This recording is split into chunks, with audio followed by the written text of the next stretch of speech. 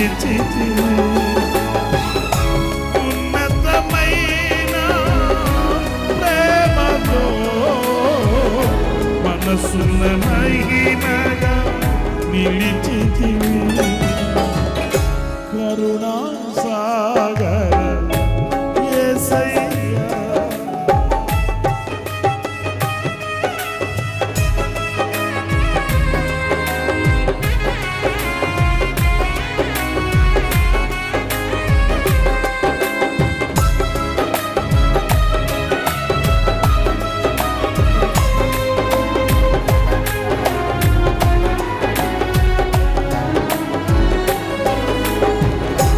యోగ్యతలే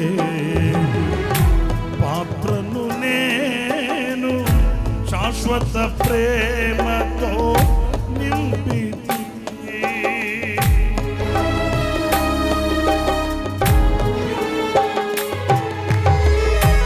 యోగ్యతలే పాత్రను నేను శాశ్వత ప్రేమతో నింపితివి ఒదిగితిని నీ కౌగిలిలో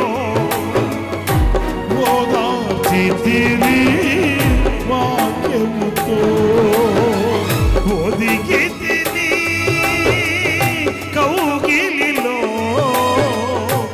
ఓదార్చితివి వాక్యముతో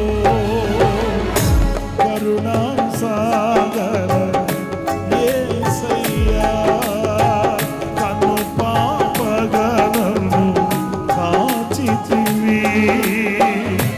ఉన్నతమైన ప్రేమతో మనస్సులు మహిమగా నిలిచితివి ఉన్నతమైన ప్రేమతో మనస్సులు మహిమగా నిలిచితివి కరుణా సాగర యేసయ్యా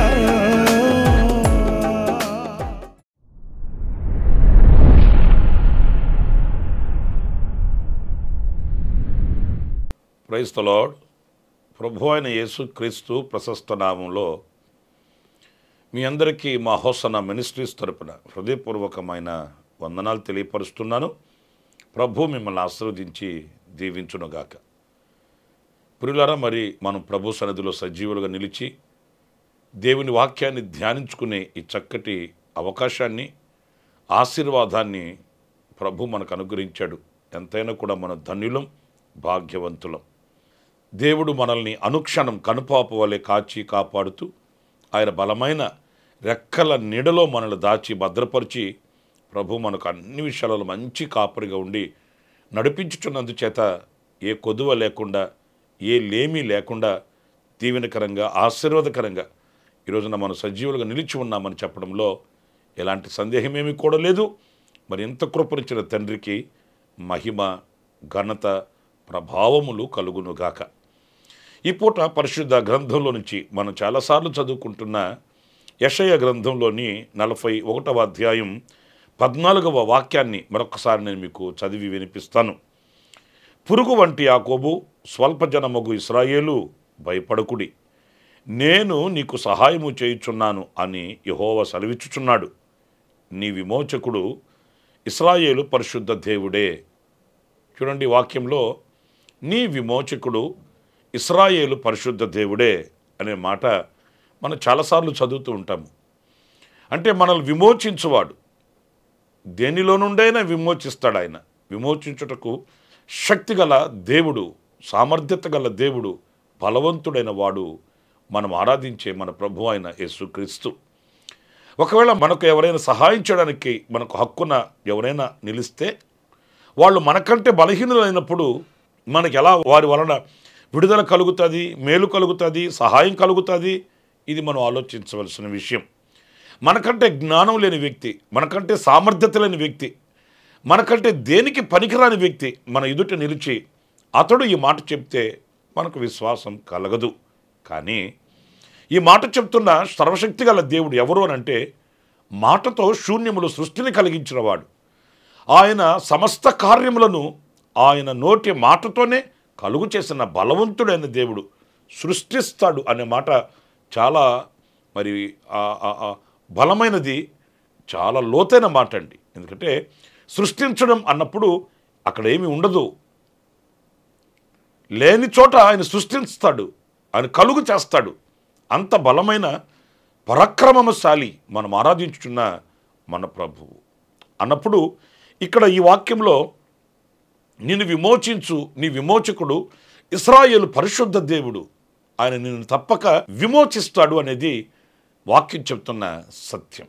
అయితే ఒక 2-3 మాటలు మీతో చెప్పాలనుకున్న సందేశం ఏంటి అనంటే, ఆయన ఎలా మనల్ని విమోచిస్తాడు పరిశుద్ధ గ్రంథంలో మనం గమనిస్తాము.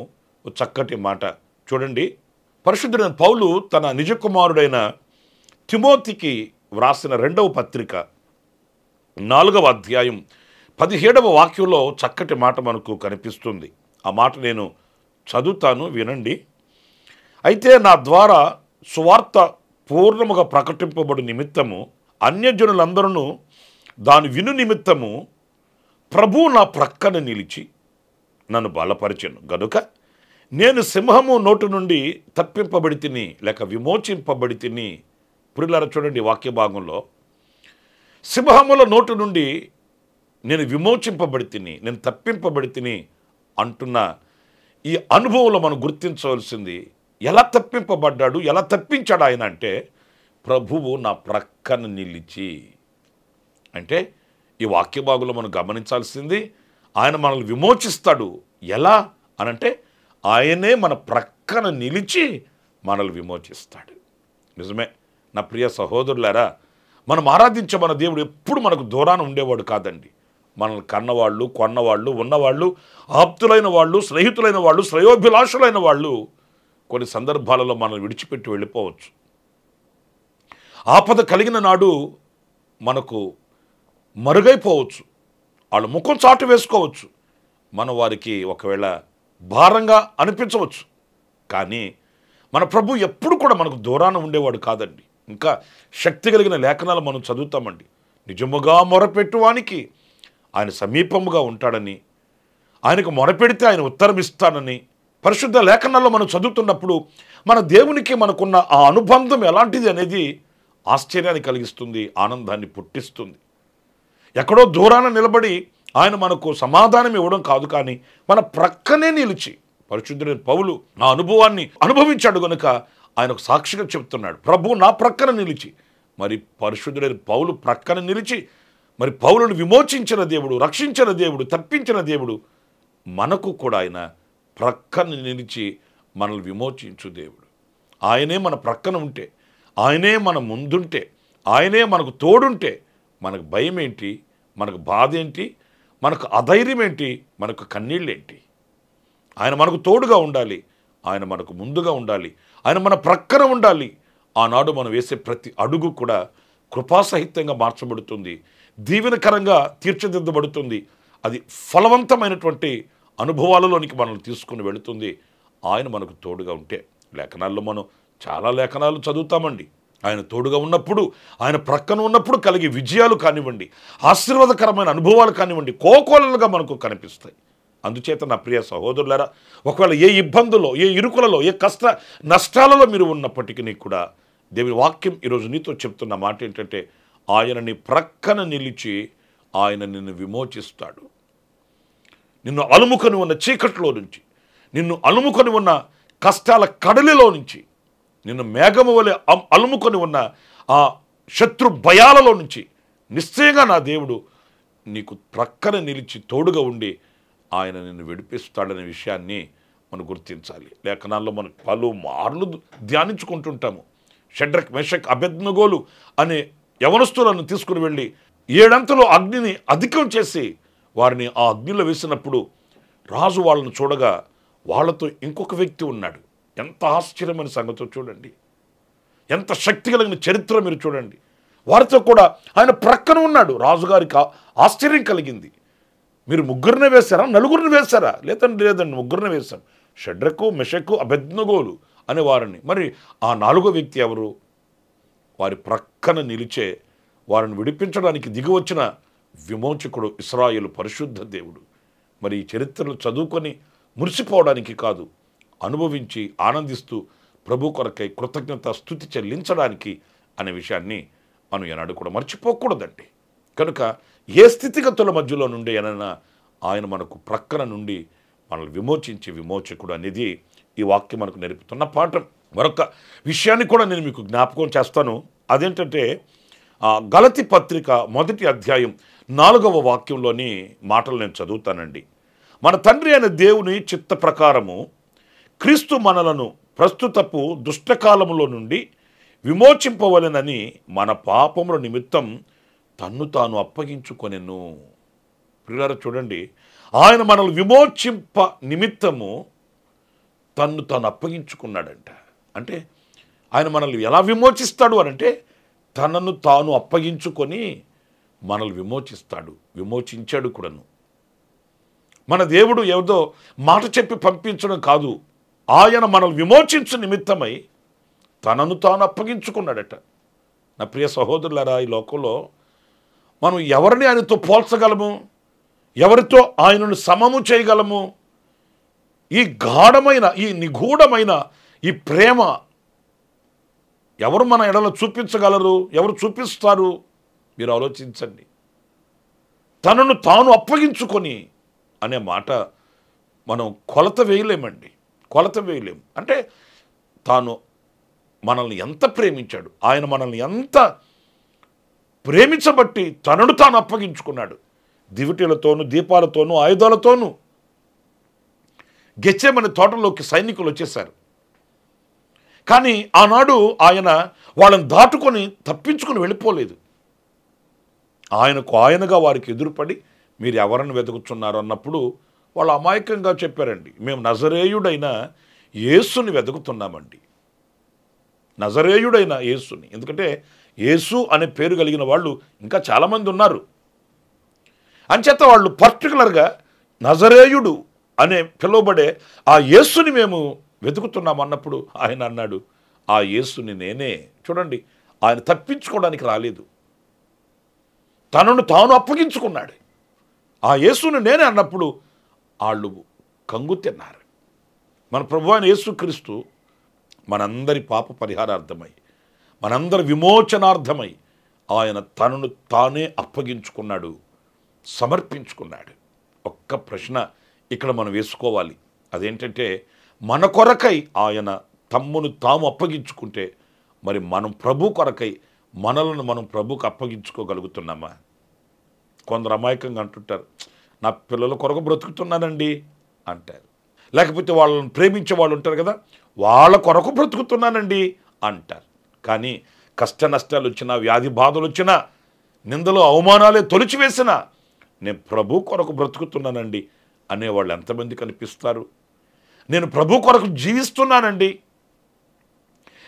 నన్నుగా నేను ఆయనకు అప్పగించుకున్నానండి, గతంలోనైతే వేరు, ఇప్పుడు నన్ను నేను అప్పగించేసుకున్నాను ఆయనకి అని చెప్పగలిగిన మంచి మనస్సు గల వ్యక్తులు ఎంతమంది కనిపిస్తున్నారు? అందులో మనం ఉంటున్నామా? లేక మన వ్యాపారాలు, మన ఉద్యోగాలు, మన సంపద, మన యొక్క సాంపాద్యము, మన పిల్లలు, మన కుటుంబాలు ఇంతవరకే పరిమితం అవుతున్నామా? మన కొరకై తనను తాను అప్పగించుకొనిన దేవుని కొరకు మనల్ని అప్పగించుకొని బ్రతుకుతున్నామనేది ఒక ప్రశ్నగా మనం ఈ వాక్యంలో మనం తీసుకోవాలి. ప్రియమైన దేవుని బిడ్డలారా, ఆయన తండ్రితో కూడా ఉండుట విడిచిపెట్టకూడని భాగ్యమని ఎంచుకొనక దాసుని స్వరూపం ధరించి లోకానికి దిగివచ్చి ఆయన మన కొరకై మనల్ని విమోచించు నిమిత్తం, మనం పాపపు కట్లతోనూ మరణ బంధకాలలోనూ అలాగే నాశనకరమైన ఊబిలో మనం పడి ఉన్నప్పుడు ఆ స్థితిలో నుంచి మనం విమోచించడానికి, ఆ పరిస్థితుల నుంచి మనం రక్షించడానికి, ఆ పరిస్థితుల్లో మనం నిత్య నరకాగ్నికి దిగజారిపోకుండా ఆయనతో కూడా యుగాయుగములు నివసించున్నట్లు, వసించున్నట్లు ఆయనే తనను తాను అప్పగించుకున్నాడు. తనను తాను అప్పగించుకున్న ఆ మహనీయునికి పోలిన వాళ్ళు లోకంలో ఎవరు లేరు. ఆయన కొరకే మన శేష జీవితాన్ని మనం అర్పించుకోవాలి, సమర్పించుకోవాలి. ఆఖరిగా మరో శ్రేష్టమైన మాట నేను మీకు జ్ఞాపకం చేస్తాను. అది మత్తయి సువార్త 20వ అధ్యాయం 28వ వాక్యం అండి. అలాగే మనుష్య కుమారుడు పరిచారము చేయించుకొనుటకు రాలేదు కానీ పరిచారము చేయుటకును అనేకులకు ప్రతిగా విమోచన క్రయధనముగా తన ప్రాణమునిచ్చుటకును వచ్చెనని చెప్పెను. ప్రియులారా చూడండి, ఇక్కడ విమోచన క్రయధనముగా తన ప్రాణమునిచ్చుటకు అంటే ఎలా విమోచించాడు తన ప్రజల్ని అంటే తన ప్రాణం ఇచ్చి తన ప్రాణమునే పెట్టి విమోచించాడంటండి. నా ప్రియ సహోదరులారా, ఒక్కొక్క మెట్టు మనం ధ్యానించే కొద్దీ ఎంత హృదయం భారభరితం అవుతుందో ఒకసారి చూడండి. ప్రక్కన నిలిచి విమోచించడం ఒక వంతు అయితే, తనను తాను అప్పగించుకొని విమోచించడం ఒక వంతు అయితే, ఈ మూడవ మాట చూడండి, తనను తాను అప్పగించుకోవడమే కాదు. దేనికి అప్పగించుకున్నాడు తనను తాను అని అంటే మరణము నొందడానికి, ప్రాణం పెట్టడానికి. నా ప్రియ సహోదరుడా ఆలోచించు. ఎవరైనా ఏదైనా సహాయం చేయగలరే కానీ ప్రాణం ఇవ్వగలరా మన కొరకు ఎవరైనా? ఏ బంధాలైనా చూడండి మీరు, తల్లిదండ్రుల బంధమా, అన్నదమ్ముల బంధమా, అక్క చెల్లెళ్ళ బంధమా, లేకపోతే ఇరుగు పొరుగు వారి బంధమా, ఏ బంధమైనా మీరు ఆలోచించి వివేచించి కాస్త పరిశీలించి చూడండి. ఎవరైనా ప్రాణం ఇస్తారా మనకు? ప్రాణాన్ని మనకు అర్పణగా పెట్టగలరా? కాలం కాటివేసింది, పరిస్థితులు అలాగే విపరీతంగా మార్చబడ్డాయి, దురదృష్టవశాత్తు ఇలా జరిగింది, మరి మనం ఏం చేయలేం కదా అని చేతులెత్తే వాళ్ళు కనబడతారే కానీ ఆ ప్రాణానికి అడ్డుపడి మన ప్రాణానికి వాళ్ళ ప్రాణం అడ్డుపెట్టి వాళ్ళు మనల్ని బ్రతికించగలిగిన ఆ శక్తి సామర్థ్యతలు ఈ లోకంలో ఎవరికైనా ఉన్నాయా? ఎవరికి లేవు. మన ప్రభు అయిన యేసుక్రీస్తు ఒక్కడే మన కొరకు తన ప్రాణమును పెట్టాడు. పిలాతు అడుగుతూనే ఉన్నాడు, ఒక్క మాట మాట్లాడవయ్యా, నిన్ను తప్పించుటకాయను శిక్షించుటకాయను నాకు అధికారం ఉన్నది, ఒక్క మాట మాట్లాడు. మాట్లాడలేదు. ఎందుకంటే ఆయన న్యాయ పోరాటం చేసి తప్పించుకొని తిరగడానికి రాలేదు, తప్పించుకొని బ్రతకడానికి రాలేదు, ప్రాణం పెట్టడానికి వచ్చిన మంచి కాపరి. ఆయనను చిత్రవదన చేశారు, రక్తసిక్తం చేశారు, ముళ్ళ కిరీటం పెట్టి నొక్కి ఒక్కి వేధించి బాధించి హింసించారు. ఆయన్ని రక్తపు ముద్దగా మారిపోయాడు. కల్వరిలో ఆకాశానికి భూమికి మధ్య 6 గంటల సేపు 3 మేకుల మధ్య వ్రేలాడింది ఆయన శరీరం. నా ప్రియ సహోదరులారా, ఎంత ప్రేమ మన ఎడల ఎవరు చూపిస్తారండి? ఇంతగా మనల్ని ఎవరు హక్కును చేర్చుకుంటారండి? ఆయన సిలువలో చేతులు చాపి పిలిచి మనల్ని ఆయన రెక్కల నీడలో దాచుకున్నాడు. ఈనాటికి ఆయన పెంచి పెద్ద చేస్తూ పోషిస్తూ రెక్కల నీడలో మనల్ని కప్పి ఉన్నాడు. అందుకే సంవత్సరాలు గతిస్తున్నాయి, నెలలు గతిస్తున్నాయి, సురక్షితంగా ఈరోజు మనం కాపాడబడి ఉన్నాము, సురక్షితంగా ఈరోజు బ్రతికి ఉన్నాము, బట్టగట్టి బైబిల్ చదువుతున్నాము. ఆయన రెక్కల నీడలో ఉండబట్టి లోకంలో ఉన్న వాళ్ళు ఎందరో గతించిపోయారు, లోకంలో ఉన్న వాళ్ళు ఎందరో దాటుకుపోయారు. మనకంటే బలవంతులే, మనకంటే శక్తివంతులే, మనకంటే అన్ని రంగాలలో వారి తేరిన వాళ్లే. కానీ వాళ్ళ చిరునామా సజీవుల మధ్యలో లేదు. ఈ రోజున అభాగ్యులం, అయోగ్యులం, ఇంకా బ్రతికి బట్టగట్టి బైబిల్ పట్టి దేవుని సన్నిధిలో భక్తి కలిగిన వారమై ఉన్నాము అని అంటే ఆయన రెక్కల నీడలో మనం జీవిస్తున్నాం, బ్రతుకుతూ ఉన్నాం. నా ప్రియ సహోదరులారా, మన కొరకు ప్రాణం పెట్టి ఆ మరణ శాసనాన్ని కొట్టివేసి ఆ మరణ బంధకాలలో నుండి, ఆ చెరలో నుండి ప్రభు మనల్ని విడిపించి విమోచించి ఆయన మనకు రక్షణ భిక్షను పెట్టాడు, రక్షణ దాతగా నిలిచాడు, విమోచకుడై ఇశ్రాయేలు పరిశుద్ధ దేవునిగా మన ముందు వెలసాడు. ఆయనే మనకున్న ఆధారం, మనకున్న ఆశ్రయం, మనకున్న దిక్కు, మనకున్న ధైర్యం కూడాను ఆయనే. గనుక విమోచకుడు ఏ రీతిగా మనల్ని విమోచిస్తాడని 3 విషయాలు మనం ధ్యానిస్తూ వచ్చాము. 1, మన ప్రక్కన నిలిచి విమోచిస్తాడు. 2, ఆయన తనను తను అప్పగించుకొని విమోచించాడు. 3, తన ప్రాణమునే పెట్టి విమోచించాడు. ఆ విమోచకునికి రుణపడి బ్రతుకుదాము, మనల్ని మనం అప్పగించుకొని జీవిద్దాము, ప్రభుతో అడుగులు వేస్తూ ముందుకు సాగుదాము. ప్రభు కృప మీ అందరికీ తోడుగా ఉండుగాక. ఆమేన్. తలలు వంచండి, చిన్న ప్రార్థన చేసుకుందాం. జీవాధిపతి విమోచకుడా మీకు వందనాలు. నాయనా, మమ్మలను మీరు ప్రేమించారు, అందుకే మా కొరకు దిగి వచ్చారు. ఇశ్రాయేలు పరిశుద్ధ దేవుడా, విమోచకుడుగా మా ఎదుట నిలిచారు. అందుకు మీకు స్తోత్రములయ్యా. ప్రభువా, మా ప్రక్కన నిలిచి మా కొరకు అప్పగించుకొని మా కొరకు ప్రాణం పెట్టి మాకు విమోచకుడు అయ్యావు. ఏమిచ్చి నీ రుణం తీర్చుకోగలం నాయనా. మరొకసారి మమ్మల్ని మీకు అప్పగించుకుంటున్నాం. మేము మా కొరకు కాదు, మీ కొరకు జీవించాలని నిర్ణయం తీసుకుంటున్నాము. కుడికారిను ఎడమకారిను తొలగక మీతో మేము చేసుకొని ఒడంబడిక నిబంధన అంతము వరకు కొనసాగించుకోవడానికి కావలసిన విశేషమైన కృప, దీవెన మీరు మాకు అనుగ్రహించి నడిపించమని, ఇదిగో ఈ మాటలు విని ఒక్కొక్కరిని మీరు ఎక్కల నీడలో దాచి కృప చూపించండి. మమ్మల్ని మీకు అప్పగించుకుంటూ యేసు నామములో ప్రార్థించి వేడుకొనుచున్నాను తండ్రి. ఆమేన్. ఆమేన్. ప్రభు మిమ్మల్ని ఆశీర్వదించి దీవించునుగాక. విశేషమైన కృప నా దేవుడి ధనవంతయు మీకు అనుగ్రహించి నడిపించునుగాక.